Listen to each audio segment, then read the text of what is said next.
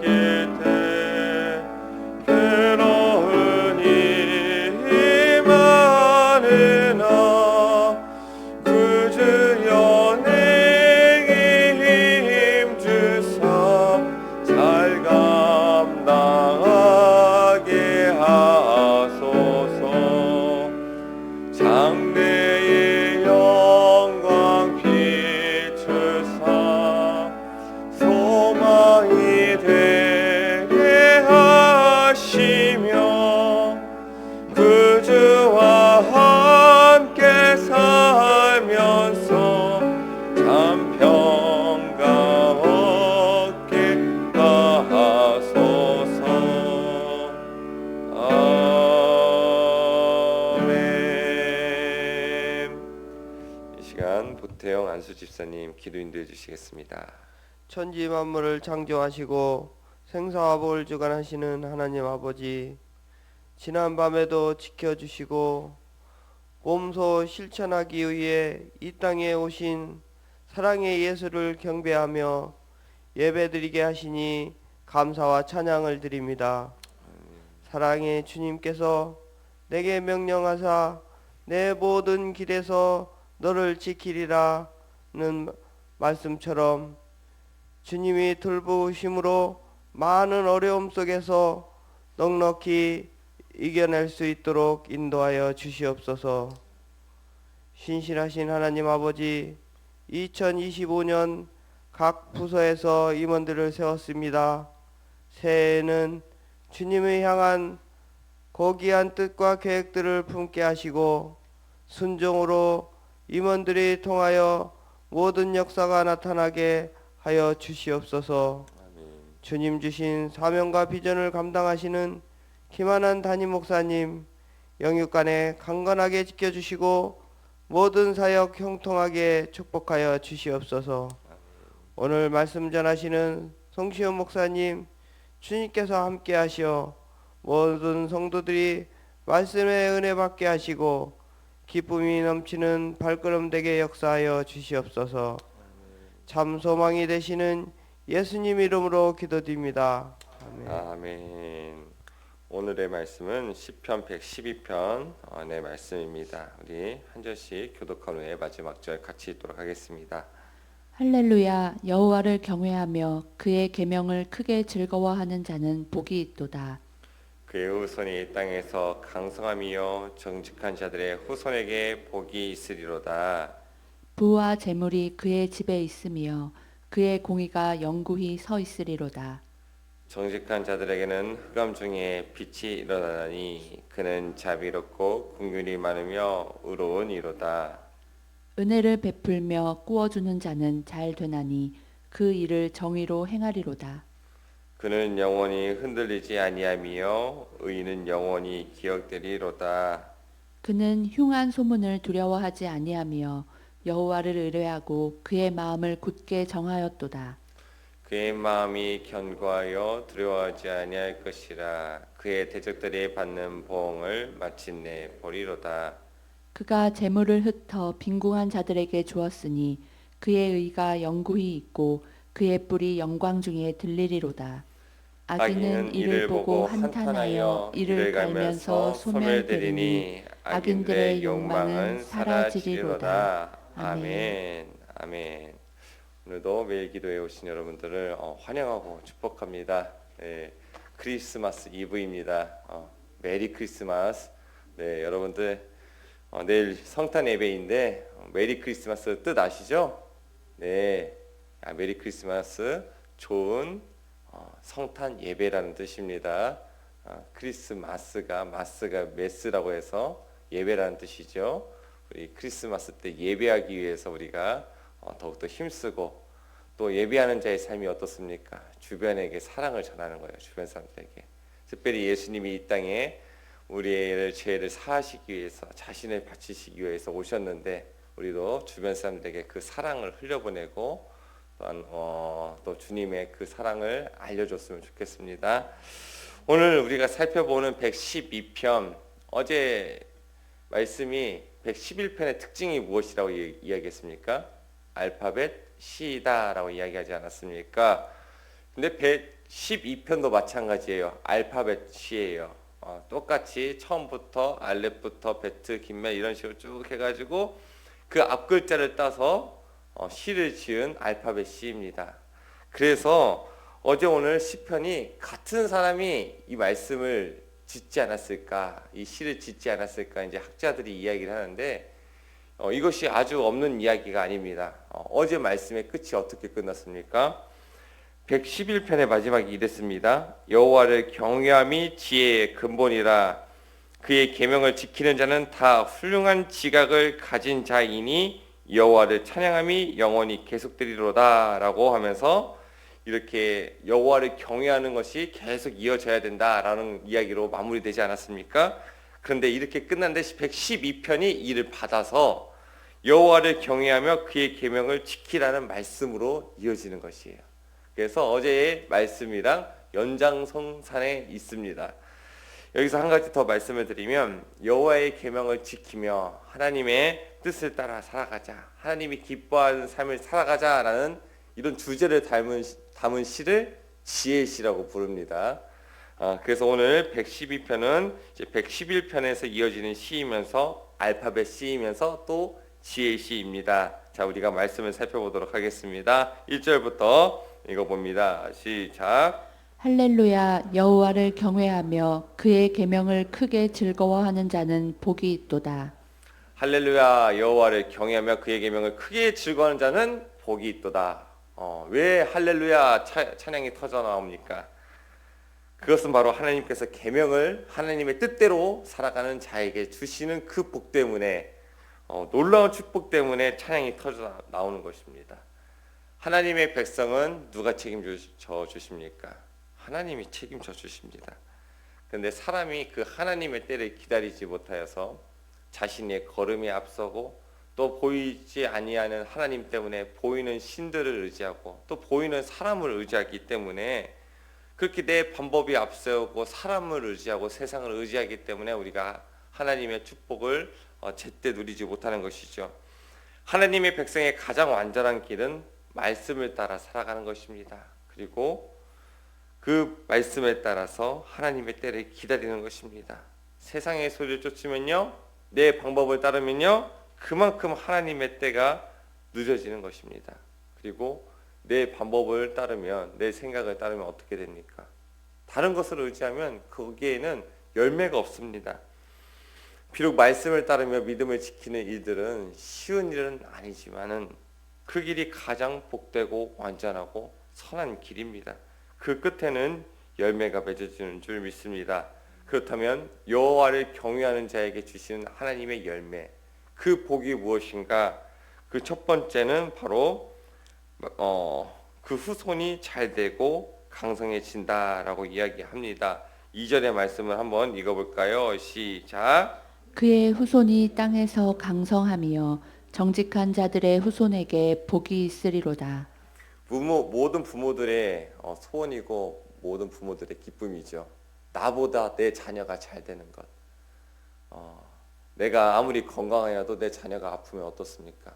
마음이 무거워요. 힘들어요. 괴롭습니다. 내가 서울대 가는 것보다 더 기쁜 게 무엇이에요? 내 아들이 서울대 가고 내 딸이 서울대 가는 게 더 기쁘잖아요. 모든 부모의 마음이 그렇습니다. 내 자녀가 잘 됐으면 좋겠다는 그 마음을 가지고 있어요. 그래서 부모가 조금 내가 힘들어도 내가 고생하여도 내 자녀의 앞길이 열릴 수만 있다면 언제든지 희생하고 헌신할 수 있는 게 이 부모의 마음입니다. 그런데 우리가 오늘 깨달아야 할 것은 내 자녀와 우리의 후손을 위하여서 무엇보다 준비해야 할 것은 돈이 아니에요. 어떤 자리가 아니에요. 바로 믿음입니다. 믿음을 준비해야 할 때 하나님께서 그 자녀를 지켜주신다라고 이야기를 합니다. 내 자녀를 하나님이 돌보셔야지. 내가 마련한 무엇으로 내 자녀를 인생이 보장받을 것이다라고 착각하면 안 된다는 것입니다. 다윗도 이렇게 고백하지요. 내가 어려서부터 늙기까지 의인이 버림을 당하거나 그의 자손이 걸식함을 보지 못하였도다. 의인은 버림받지 아니하고 의인의 자녀들은 누가 지켜주시는가? 하나님이라는 것이에요.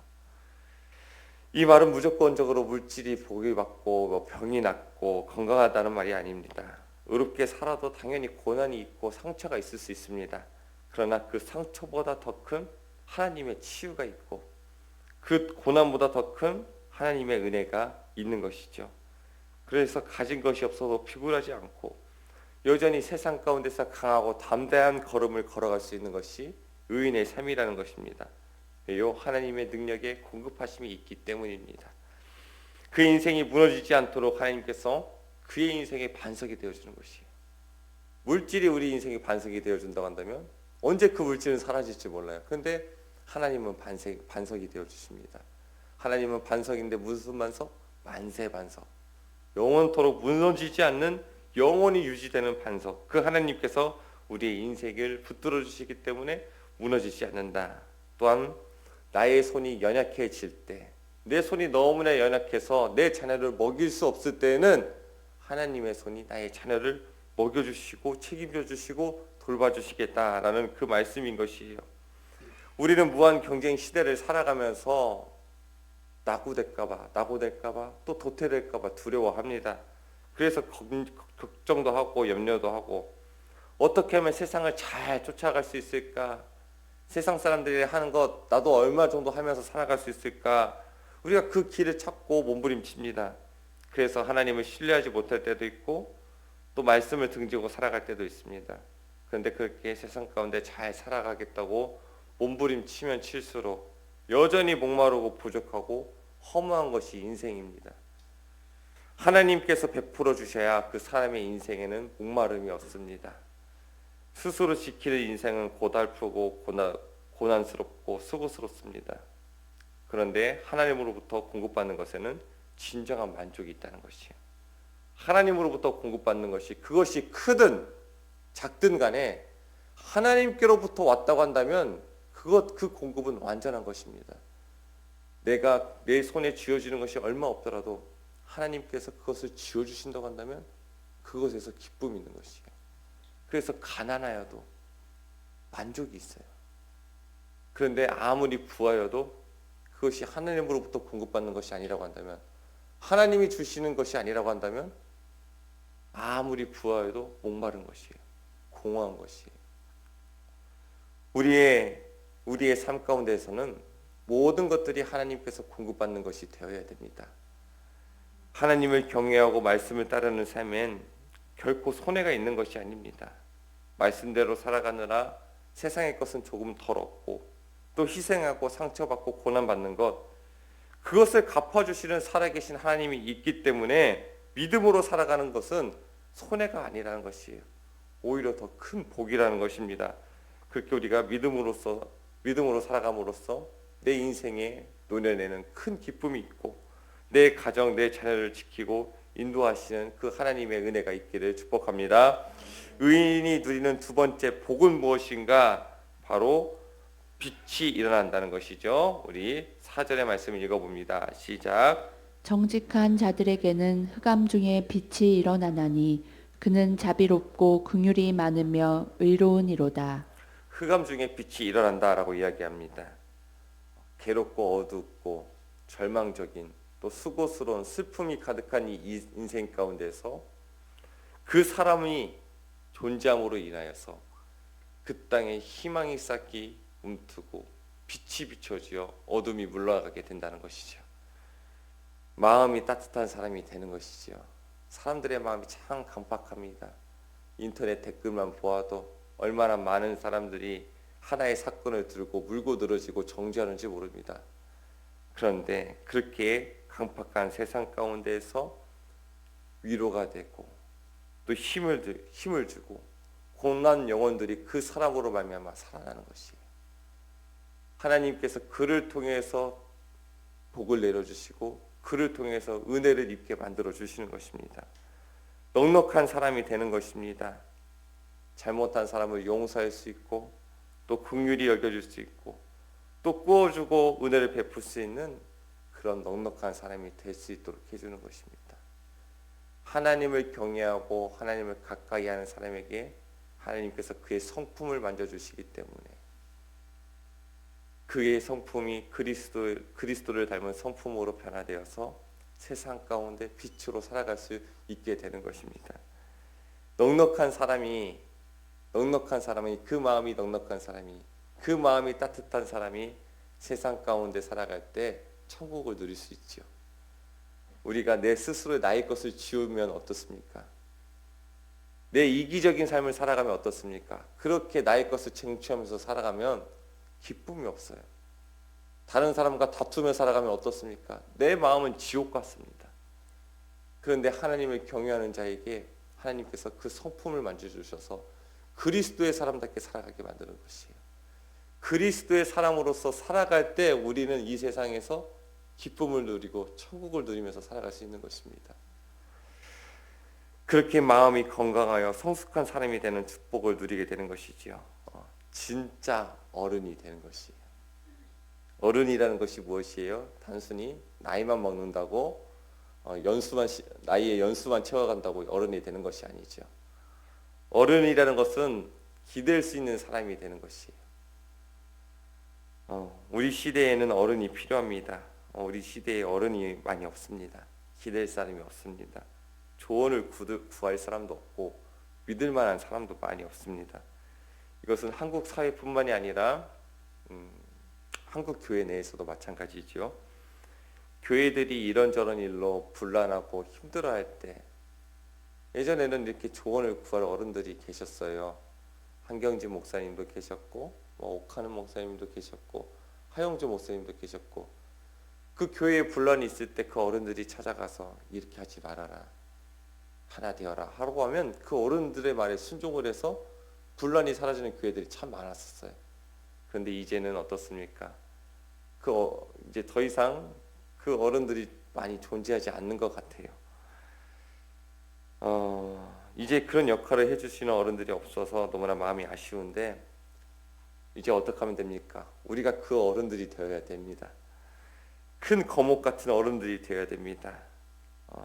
특히 우리 매일 기도에 나오신 여러분들, 하나님의 얼굴을 마주보며 경외하는 자들에게 하나님께서 그 빛이 되도록 인도해 주신다고 이야기하셨으니 여러분들이 기도의 제목에 더할 때 내가 어른이 되게 도와주십시오.